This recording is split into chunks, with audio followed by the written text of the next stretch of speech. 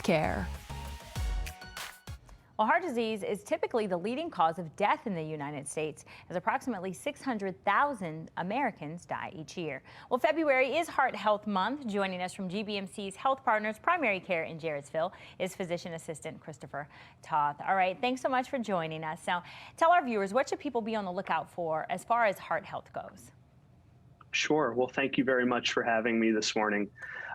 So as far as heart health goes, biggest things, we break it down into modifiable risk factors and non-modifiable risk factors. So as we age, what we look for is, do you have a family history of any sort of cardiovascular disease? That's the first thing. We can't change anything there. Your family history, we can't change. So the next things we look at are things like cholesterol, your body mass index, your blood pressure, and of course, your blood sugar.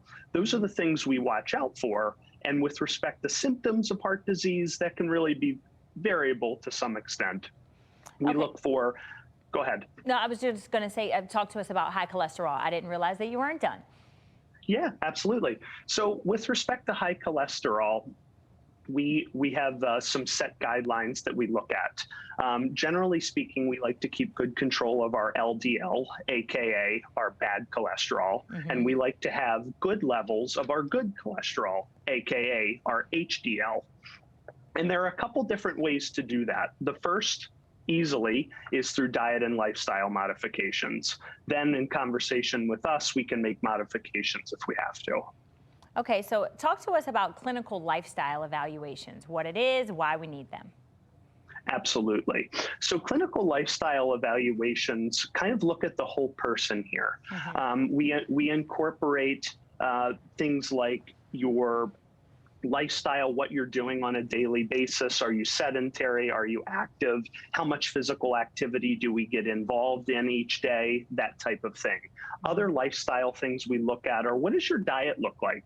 Are we consuming a lot of saturated fats? Are we having a lot of fast foods? Things like that. And we blend that in then and obviously look at the cold hard numbers at the end of the day.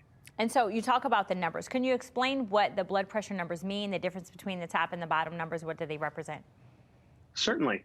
So with respect to blood pressure, goal, generally speaking, is keeping our blood pressure under 140/90. Okay. Now, there are a couple special circumstances, but that's a good kind of blanket rule. The top number, so in our case, 140, that represents the systolic blood pressure. And the systolic blood pressure is actually the point of pressure when your heart is in full-on contraction. So when it makes that first full beat, that pressure is the top number. As the heart relaxes, like my hand, that number represents our diastolic pressure. And that is actually an assessment, interestingly, of the pressure that's going through the coronary arteries, the blood supplying the heart. All right, so much information. Thank you so much for joining us today, Christopher. We know where to find you. I appreciate it. Of course. Yeah, thanks for having me.